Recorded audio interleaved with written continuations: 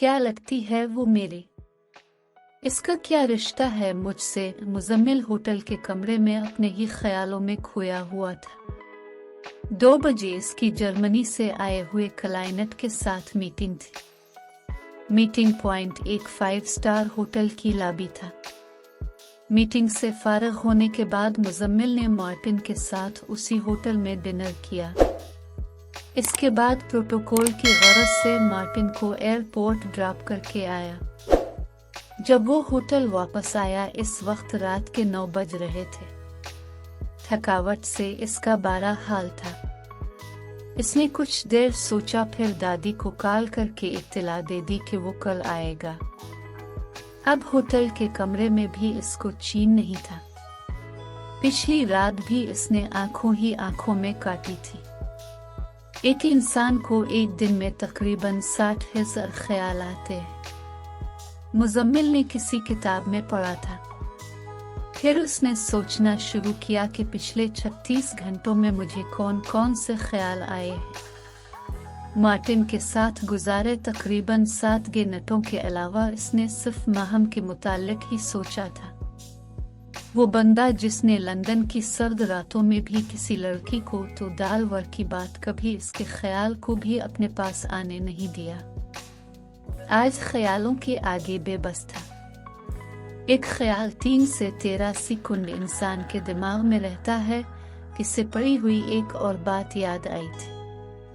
यह ख्याल नहीं है मुजम्मिल बेग ने होटल के कमरे में लगे हुए बड़े से शीशे में खुद को देखते हुए खुद कलामी की। क्या ये इसका ही? वो फिर खुद को देखते हुए बोला, मगर तो 8.5 मीटर तक होता है। यहाँ से मेराज के कोई 450 किलोमीटर तो होगा। मुजम्मिल ने खुद से अंदाजा लगाया। और मॉडल टाउन से 72 किलोमीटर ही है। इस बार उसने यकीन से कहा था। फिर ये क्या है जिसने मेरा सुकून बर्बाद करके रख दिया है? उसने खुद की परेशानी खुद ही से पूछी। आज इसकी मुलायम आवाज में खरखराहट आ गई थी। इसका शांत रहने वाला रुखसार बेचैन था। क्या मैं बीमार हूँ? इसने खुद ही से अगला सवाल किया। जरूर ये कोई साया है। अब फिर किसी ने तुम पर काला जादू कर दिया है। इसके दिमाग में एक ख्याल ये भी आया। इसने कुछ देर सोचने के बाद खुद कलामी की। हो सकता है, ये भी हो सकता है। पाकिस्तान में तो ऐसा बहुत कुछ होता है। मुजम्मिल बेग तो इतना ज़ईफ़ अल-एतिक़ाद तो नहीं था जो स्थानों, ज्योतिषियों, नजूमियों और जादूगरों के पास जाता फिरे। इसके अंदर से आवाज आई। फिर ये क्या है? वो अपनी खुद की आवाज में शिकस्त और रेख्त से चलाया। इसका ब्लड प्रेशर हाई हो चुका था। दिमाग ने काम करना छोड़ दिया था। इसके माथे पर शिकने थी। दिल ने मौके का फायदा अलिफ और होले से बोला, मुजम्मिल साहब, आपको मोहब्बत हो गई है। ना तो आप इस जज्बे को साइंसी पॉइंट ऑफ व्यू से समझने की कोशिश करें और न ही देसी तरीके से।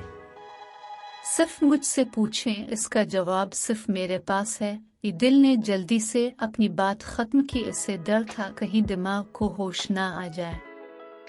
मुजम्मिल खड़ा था। इसने साइड टेबल से पानी अलिफ और एक ही सांस में गटागट काफी सारा पानी पी गया। थोड़ी देर बाद इसने खुद को काफी बेहतर महसूस पाया। अब वो काफी हद तक परसुकून था। नींद फिर भी इससे कोसों दूर थी। कुछ देर सोचने के बाद इसने अपना सामान अलिफ और होटल से चेक आउट कराया। थोड़ी देर बाद वो गाड़ी ड्राइव कर रहा था। रात के 1:30 बजे वो मोटरवे की बजाय जीटी रोड से सफर कर रहा था। इतना लंबा सफर इसे खुद भी पता नहीं चला कैसे तय हो गया। तकरीबन 5 बजे के करीब इसने अपनी गाड़ी सिरामिक्स की बंद पड़ी फैक्ट्री के साथ पार्क की थी। फजर की अजान की हल्की हल्की आवाज इसके कानों में पड़ी। उसने गाड़ी का दरवाजा खोला तो अजान की आवाज वाज़े सुनाई देने लगी। हकीम साहब फजर की अजान दे रहे थे। वो मस्जिद के अंदर चला गया। वुजू करने के बाद जब वो मस्जिद के हाल के अंदर दाखिल हुआ, हकीम साहब की नज़र इस पर पड़ी। मुजम्मिल बेग। हकीम साहब ने मुजम्मिल को देखकर सिर्फ इतना कहा। मुजम्मिल के चेहरे पर फीकी मुस्कुराहट अलिफाबेर। वो बोला कुछ नहीं। मुजम्मिल फजर की सुन्नतें पढ़ने लगा। इस दौरान मस्जिद में नमाजी आना शुरू हो गए थे। फजर की नमाज हकीम साहब ने पढ़ाई। 5 मुक्तदियों में से 5वां मुजम्मिल था। हकीम साहब और गुलाब इस मस्जिद के पक्के नमाजी थे। फजर और मगरिब की नमाजों में 2-4 अफराद और कुछ बच्चों का इजाफा हो जाता था। गुलाब ने गौर से मुजम्मिल को देखा, हाथ मिलाया और चला गया। हकीम साहब को तशवीश हुई मुजम्मिल को देखकर, फिर भी वो खामोश ही रहे। सारे नमाजी जा चुके थे, सिर्फ हकीम साहब और मुजम्मिल मस्जिद में बैठे थे। मुजम्मिल ने हकीम साहब को सलाम किया और चल दिया। मुजम्मिल ने मस्जिद के बैरूनी दरवाजे से निकलते हुए निगाह अलिफाटे आई। माँ हम पहले से खिड़की खोले खड़ी थी। इसकी भूरी आंखों में सुर्ख डोरे थे। वो ऐसे तड़प रही थी जैसे माही बेआब। मुजम्मिल ने सिर्फ इसे आकर नजर देखा। आकर नजर ही से इसकी आंखों में नूर आतर आया था। दिल की धड़कन तेज थी पर इसको करार मिल गया था। मुजम्मिल ने अदब से गर्दन झुकाई और अपनी गाड़ी की तरफ चल पड़ा। गाड़ी में अर्ध गिर्द देखे बगैर बैठा और वहां से चला गया। मुजम्मिल के जाने के बाद माहम की हालत जलबन मछली जैसी बिल्कुल भी नहीं रही थी, बल्कि वो तो मोहब्बत की झील में गोता जन थी। माही को आग से निकाल लिया जाए तो वो तड़प तड़प कर जान दे डालते। माहम की हालत माही जैसी ही थी और मुजम्मिल इसके लिए इब्न हयात जैसा बन चुका था। इस सब के बावजूद वो जुबान से इनकार ही कर रही थी। माहम के दिल को भी मुजम्मिल के दीदार से करार मिल गया था। लाहौर पहुंचकर मुजम्मिल ने पेट भर कर नाश्ता किया और लंबी तान कर सुकून की नींद सो गया। अब मुजम्मिल का ये मामूल बन गया था। वो सारा दिन काम करता और रात को जल्दी सो जाता। रात के दूसरे पहर अलिफाटेता अपनी गाड़ी निकालता और मेराज के रवाना हो जाता। फजर की नमाज पढ़ता। सब नमाजियों के जाने के बाद मस्जिद से निकलता। वो खिड़की में नूर बांटने के लिए खड़ी होती। मुजम्मिल आंखों से आंखों में नूर आता रतन फिर गर्दन झुकाकर वापस लाहौर चला जाता। 1.5 माह का अरसा इसी तरह गुजर गया। हकीम साहब और अशल को सब कुछ पता चल गया था। उनके तवस्सुत से ये खबर अरूसा को पता चली तो इसको कुछ फिक्र लाहिक हुई। अशल ने शुरू ही में मुमताज बेगम को मोबाइल पर सारी तो तामीना की कहानी साना दी थी। मुमताज बेगम खुश भी बहुत थी, साथ ही साथ अंदर से एक डर भी था। मुजम्मिल की एक ढाल मुमताज बेगम की नज़र में हकीम आकिल अंसारी भी था। हकीम साहब के मुतालिक सोचकर उनको तसल्ली हो जाती। इलाके के लोगों में तशवीश बढ़ गई थी। अब वो सोचने लगे थे ये लड़का क्यों हर रोज मॉडल टाउन लाहौर से मेराज के आता है। फिर एक दिन इलाके के लोगों को खबर मिली सेठ मुजीब की बंद पड़ी फैक्ट्री मुजम्मिल बेग ने खरीद ली है। एतराज की जगह अर्जियां होने लगी। मुजम्मिल ने बंद पड़ी फैक्ट्री में दोबारा काम शुरू करवा दिया। इलाके के नौजवानों को रोजगार मिल गया। इस इलाके में लोग इसकी इज्जत करने लगे। इज्जत क्यों न करते, इसने काफी सारे घरानों के बच्चों को काम पर जो लगा लिया था। इसका अपने मुलाजमों से सलूक भी बहुत अच्छा था और सबसे बढ़कर मुनासिब तनख्वाह, वो भी वक्त पर।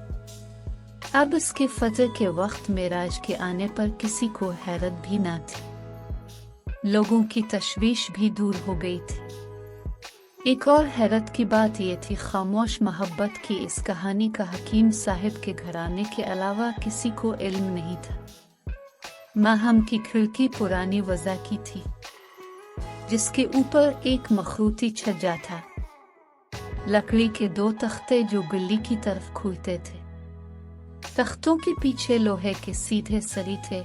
माहम जब खिड़की में खड़ी होती तो लकड़ी के तख्ते गली की तरफ खुल जाते, जिसकी वजह से वो गली में से गुजरने वालों की नजरों से महफूज रहती। अब लकड़ी के तख्ते 24 घंटे के आले रहते, अलबत्ता लोहे के सरियों के पीछे कमरे के अंदर एक मोटा पर्दा हमेशा खिड़की पर पड़ा रहता था। माहम इस पर्दे को सिर्फ फजर के वक्त हटाती थी।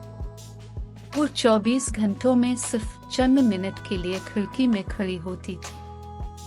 जब मुजम्मिल ने मस्जिद से निकलना होता, मेराज के गांव दूर था। अड्डे पर बहुत कम लोगों की रहाइश थी। फैक्ट्री के पीछे सिर्फ 8-10 घर थे, जिनके नमाजियों के जाने के बाद ही मुजम्मिल मस्जिद से निकलता था। हकीम साहब को पता उनकी हिकमत की वजह से लगा था।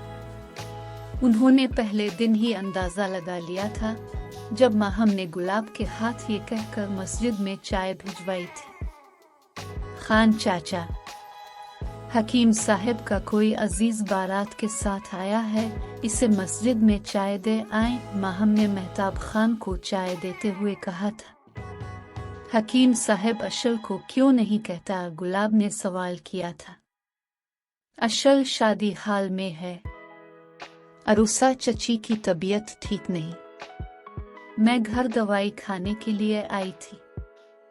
हकीम चचा ने मुझे देखा तो कह दिया, ठीक ठीक, अब हम समझा, हम दे देता है चाय। गुलाब ने चाय पहुंचा दी थी।